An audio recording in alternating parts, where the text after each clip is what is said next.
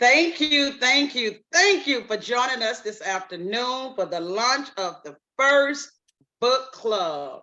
Hi, I'm Dr. Sandra Robertson, and I cannot be more excited that we're going to be able to discuss my new book, Childhood Scars, Release from Pain to Healing. So let me explain a little bit about the format. The format is that I have a facilitator that will let you all know in sequence order, and you can ask a question.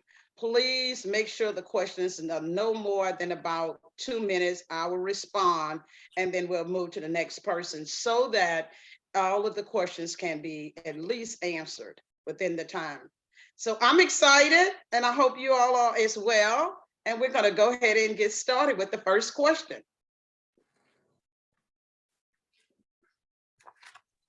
All right. Thank you so much for having us today. So the book, Childhood Scars, I think is so relevant to what's happening today. Do you mind if I read just a small blurb from the foreword? No, okay. Please do. Oh, thank you. So the foreword that I'm reading from is the first page. It says, "Why am I so easily triggered? Why do I always attract the same abusive people? What is the cause of this pain and suffering in my life that makes it impossible for me to live a healthy life? As far back as some of us can remember, living with quiet desperation to find the meaning of our mental pain and suffering, there seemed to be no solution." So when I first read that part, I was wondering when we first got started, if we think back to 2020, when the pandemic and everything first happened, one word that continuously came up over and over and over on every social media platform, across every blog, was the word triggered. Why do you think what made you write this foreword with the very first opening? And the fourth word was triggered. So when you look up the word triggered, that's across every single platform. When people went home for the pandemic, it seemed like they had nothing but time to sit with their thoughts. What advice would you give someone who feels like they're easily triggered? Read my book.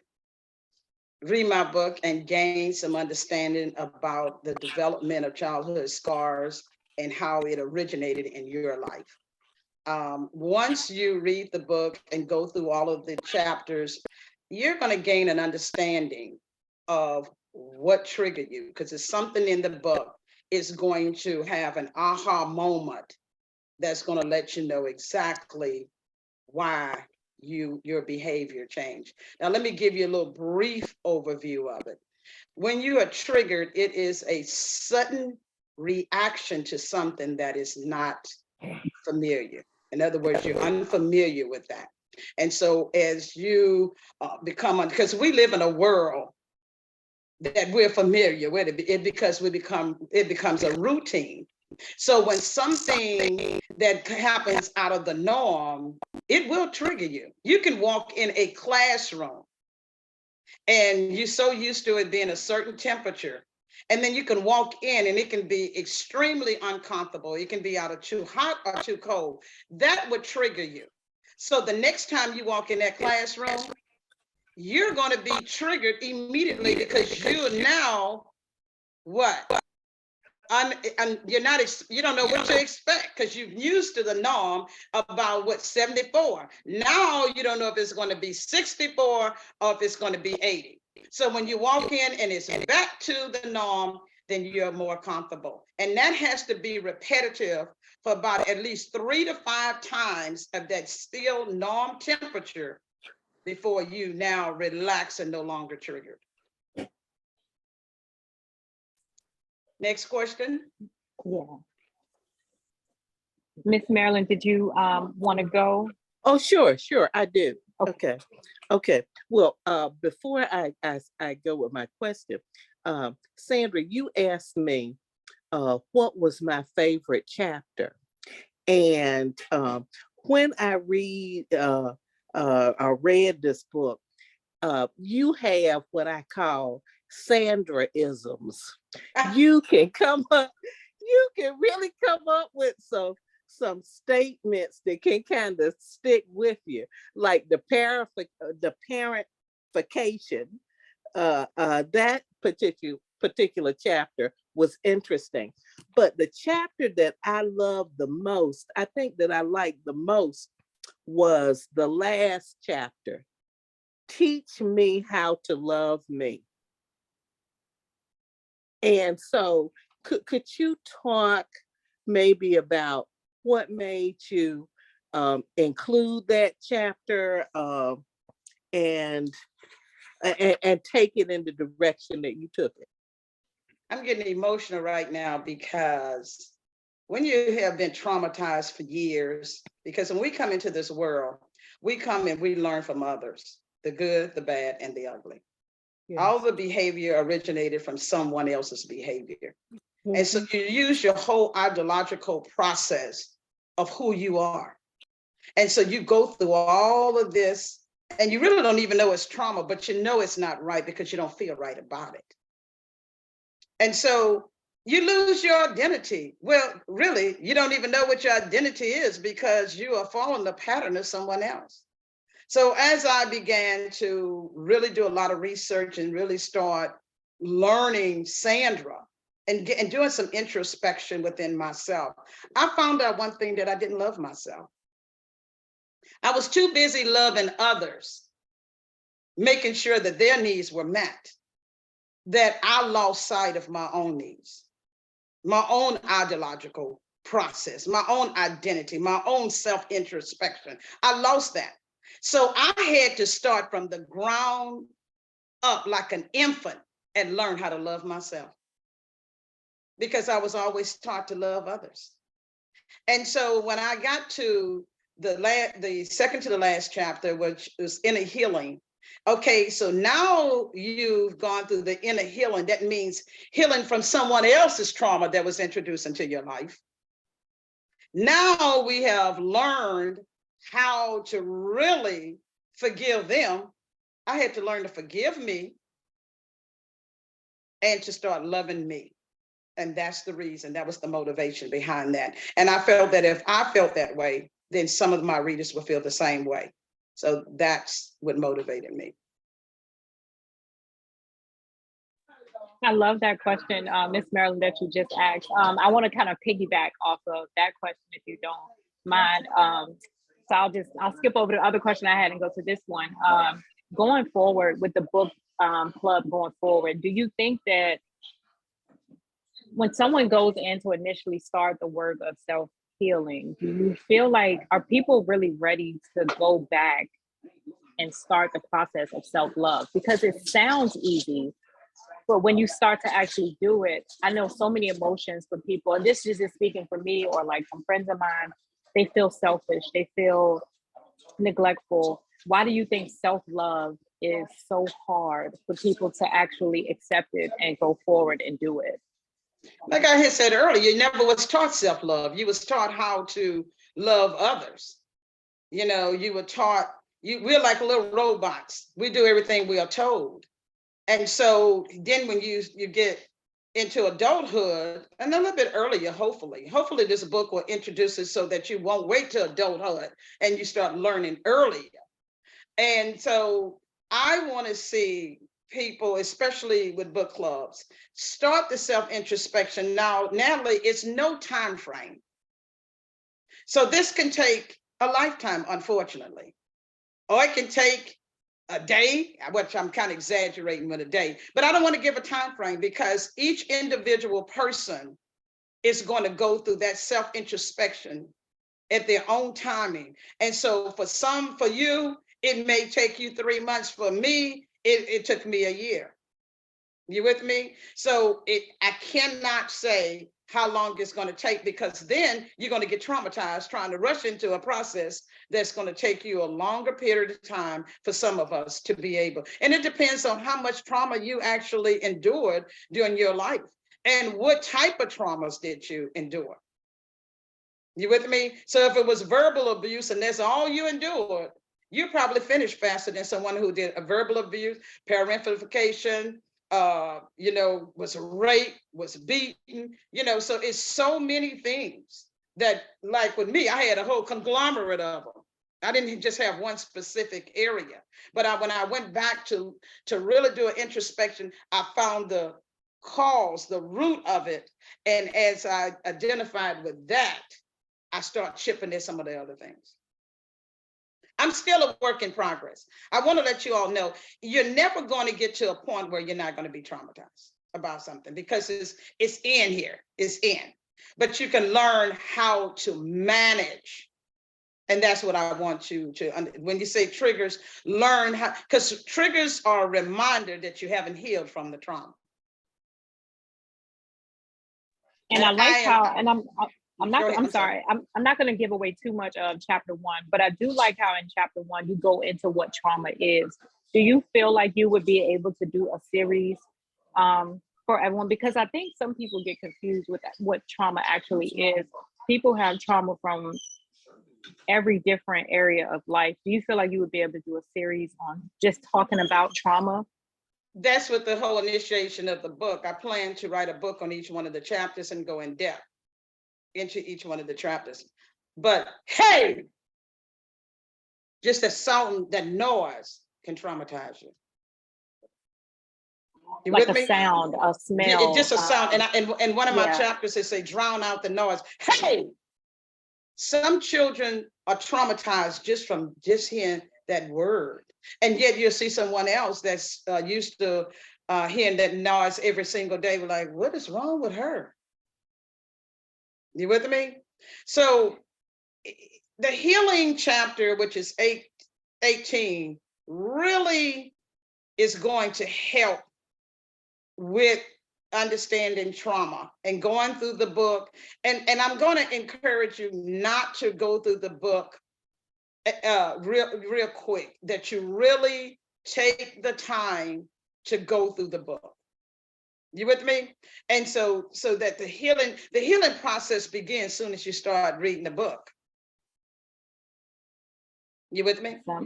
Yes, ma'am. Do you mind if we take a question from the chat? Okay, please. Okay, go for it. I haven't finished reading the book. I am still on the early chapters that talk about the bonding that people expect to happen in relationships that don't always happen. And in particular, you talked about, women and men, and women, possibly, getting pregnant, having babies, thinking that that's going to bond them in these relationships. Can you talk a little bit more about that? Okay, I think we have a different ideological meaning of what bonding is. Because everyone thinks bonding is just routine, but bonding really is spiritual. That you really spiritually connect to that person, and what bonding is just what two people have to equally have some type of feeling. No one is going to equally have the same feelings, but two people have to have equally the same feelings. And what the false perception is love. I have a chapter on that, on understanding love, because everyone feels as though I'm in this family and everybody loves me, or I met this guy, or I met this woman, this girl, and we automatically love, because that's the way I feel. And because this is the way I feel, I think everyone feel that. And so we have this perverse idea that how I feel, someone else feels as well. And with men really don't bond easily. And that's something that has not been taught. Men really look at sex as something of enjoyment. Just like if they go to a football game, a basketball game, playing some dice, whatever, that's their arousal. So sex is an arousal.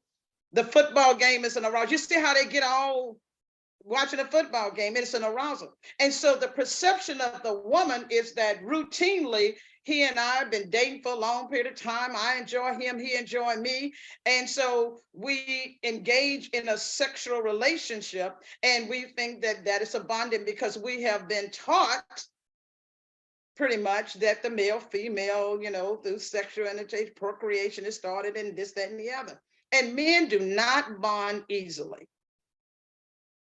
So the falsity here is that we women think that once we have a sexual relationship, it starts the bonding process. It starts nothing. It's a sexual arousal. Just like if they watch football, it's a football arousal. It's an arousal. Now, the guy really does define the relationship, and we accept it if we are in agreement with the relationship according to what he's actually showing us. We have a choice, but men won't even bond with a kid unless they have bond with you. So a lot of times you see a lot of men, they know that's their child. Usually some of them, if they have not bond with you, the first thing they're going to say is, it's not my baby. Why? Because to say that it is my baby means that I have to continue a bonding process with you, and I no longer want to bond. Very harsh. And I know some guys going to beat me up about this, but it's the fact. So once women know that if I engage in a sexual relationship, from the male perspective, you're having the same type of arousal I'm having. So why should it be anything other than just having sex? Now, women have to understand that men have to feel good about themselves with you. So if they feel good about themselves with you, then they will continue a relationship. So sex has nothing to do with it. The man has to have some type of arousal from you other than sex in order to start the bonding process. And for a man, it takes longer. Some men say, no, yes, it does. It takes longer. Why? Because they don't look at bonding the same way we look at it, and they were not taught bonding the same way we were taught. Men were taught that sexual relationships is like a conquest. Why? If you go back all the way down to the biblical days, when God, the whole purpose of having multiple females was for procreation. This thing has been misconstrued here, for procreation. So in the earlier years, you had about 26 women to one king, and he chose one queen. And so what happened to the other ones? They became the concubine, the other woman per se. So he went in and had sex with all of them, but he had one queen. And everyone understood what the one queen is. Like, the one queen is the wife. And if you have a sexual relationship, you're a concubine. You are the other woman. And a man can have sex with several different women, but still have one queen. Why? Because the bonding process is different.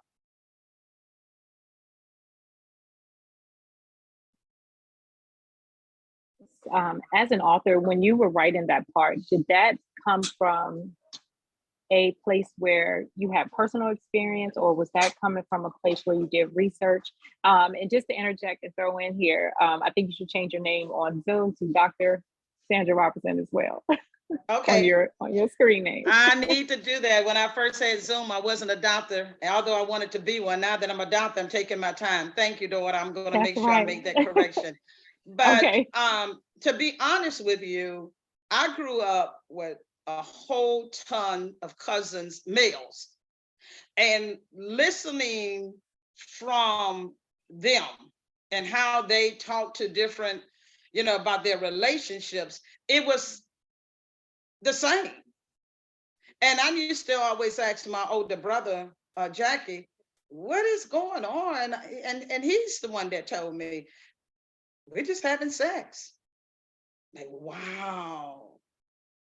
This is so heartbreaking to know that this is their perception of taking my body and just throwing it away.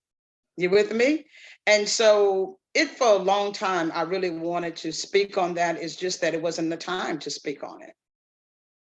You with me? So to answer the question, it really came from me listening to how guys describe women. And I have so many guys in my family, so I really learned a lot from them. And then I also learned something new, that guys suffer in relationships too. So once they start the bonding process, they bond and they suffer greatly because they're not easily to bond. You with me? So once they bond, some of them almost become suicidal, or some of them start, when you see a man having sex with multiple women at advanced age, he's hurt. He's let his guard down, and the woman to him betrayed him. You with me?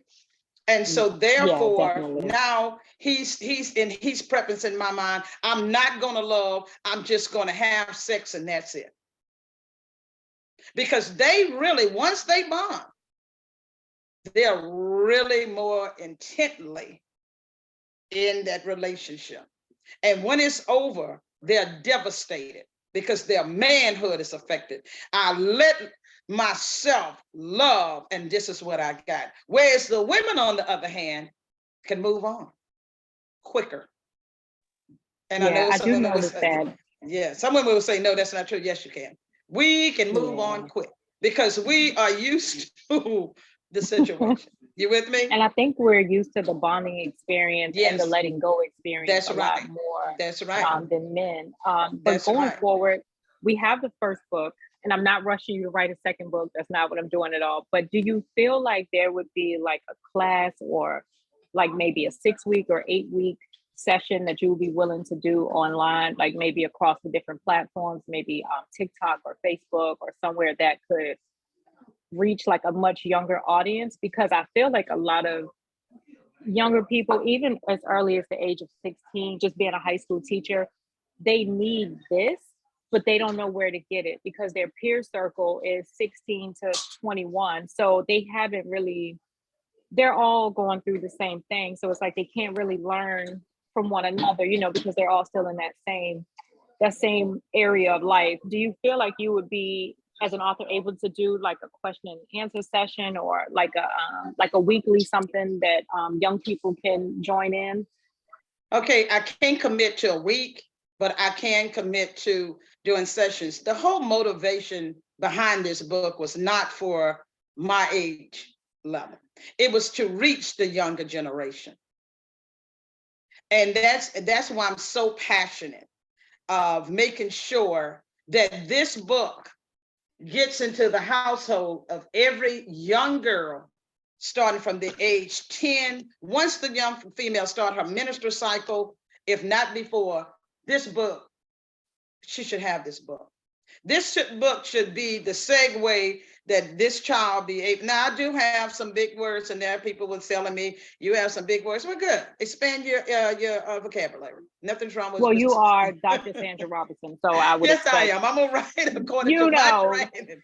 So I had a person told me the other day, well, I'm gonna write according to my training. So one good thing about it, Siri, what is parentification? And it will tell you what it is, and then do a little research on it, and good. But these kids are great at Google. They'll be fine. It's Google, Siri, or whatever you want to use, you know. But I definitely want to reach. My heart bleeds for the young generation, because when I was 16 years old, no one taught me anything about life. This book will at least begin the start, to let you see the different worlds that you're getting ready to enter into, to let you see the difference between the male and the female and how they think differently. It's nothing wrong with the guy thinking that, you know, hey, I don't want to bond with you. He's not ready. It's nothing wrong if he's not ready. But we need to understand that at a young age so we can stop early childhood pregnancy, because no one was there. I believe that 99% of pregnancies came from a lack of knowledge. A lack of knowledge. And so this book would give the knowledge that I feel that is needed to get for a start, and questions to be answered. Because I mean, you know, a lot of times you can't learn anything if you don't know what to ask. So once the questions start, you read the book and you start asking questions. That's what I think the book clubs would be phenomenal. And I would like to see people my age and younger, you know, let's say from, you know, the older generation, including some of the younger women in your book clubs, and especially when you're discussing this book. And so they can ask the questions. We cannot be 35 up and have not mentored at least 10 or 12 women in our lifetime. If we are 35 plus and we have not mentored at least 12 women, we have not done what we were sitting here to do. We can't just rest on that. These kids need this information. They do. And a lot of just working, teaching young girls and teaching in high school, you mentor more young girls than you realize, but a lot of them are afraid to say something about it, or something that you put in their spirit maybe when they were 16. They may not use that until they're 19 or 20. That's but right. we've mentored a lot of young girls that we don't even realize that we have this for. That's what I liked about being in education, because that you do get a chance to embrace that, but you still have limitations because they have parents. You with me? And the parents will find it offensive if you say too much to the child, because they feel as though I want to present this to my child when I feel my child is ready. But I taught at the college setting, so it was a little bit more open, where the young women would come to me and we could sit down and talk. And especially if it's outside of the parents' belief system, or maybe if the parents aren't educated, or if they don't know, maybe the parents are dealing with childhood scars. So they're unhealed parents that are raising children and they haven't, healed, or they're still going through their own personal trauma. So now that we have the book, we have the chapters, what's next for you as an author? Bullies at the helm. We need to understand that's the next part of trauma when we have bullies.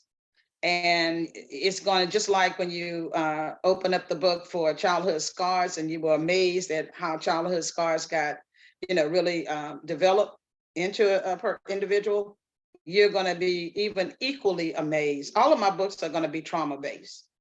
And bullies that's the number one trauma in a lot of people's lives, because it really affects more than the mental. It affects the spiritual, and your whole ideological process, just mindset, just is altered, right? Because you're like, what did I do wrong?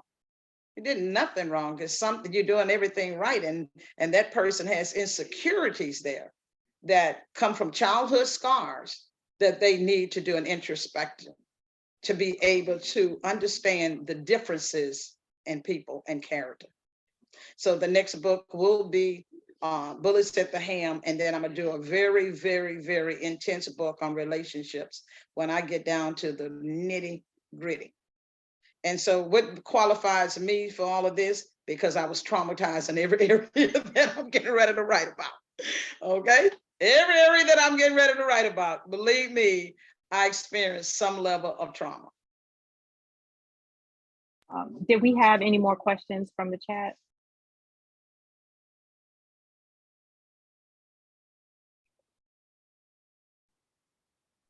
If we could leave your audience with one final question or one final thought, how would you motivate someone to push through their trauma and still become the best version of themselves?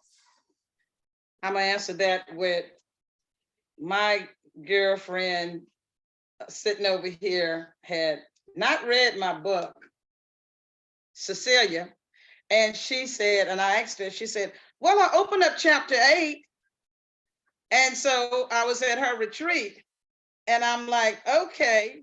So before I got a little smitten that she hadn't read my book, I read the chapter because I had forgotten. So I read the chapter, and I said, that's the reason why we start talking about chapter 8. And it reads, we have spent countless years suffering through the trauma of the past. We suffer because we have become controlled by the early years of our lives, too loyal to the suffering, too passive to the lessons taught, that we refuse to free ourselves of those painful years. They have become our identity. We refuse to see that through all of those challenges, we have evolved and become leaders, survivors, great partners, awesome parents, or am I dreaming of a you that you haven't discovered?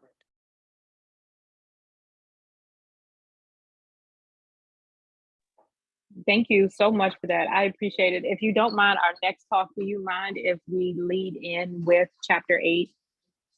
Just one, it's one blurb from chapter 8, I think would be a good segue for our next talk, but then we could bounce back to chapter 2 to kind of tie both of those pieces in. Okay. Okay, sounds good. Sounds good. Thank you, ladies, so much. So much. Well, I thank you all for taking time out of your schedules and allowing me to really discuss my passion. I want to leave you with making sure that you're charged now to pass this book on to someone else. It's not about how much money I make, it's about how many lives that I touch.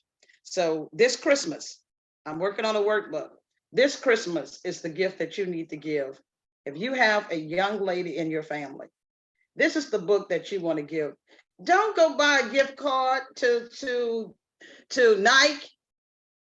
Buy this little $25 book and the workbook to go along with it to save a young person's life. And so all of the challenges and the scars that we went through, hopefully, prayerfully, they won't have to go through it. You with me? So use this book this year. And I want to challenge every family to make sure that this book is in their households if they have a young daughter, a young niece, or a young cousin. Awesome. Thank you so much. Thank you so much. I can't wait for our next talk. We had a comment in the chat that said they can't wait to read the second book. So thank you. I'm looking forward to the workbook as well. Where can they purchase? Where can everyone purchase the book? Okay, the book, you can purchase the book on Barnes & Noble, Google Play, and Amazon. And the workbook, you can purchase that as well. When I finish the workbook, I am going to have a bundle package where it's going to be discounted.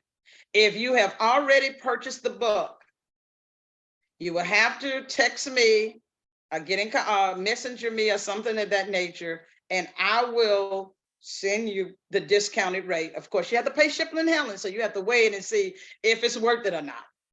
But to save a few dollars, because it's not going to be $25 at all.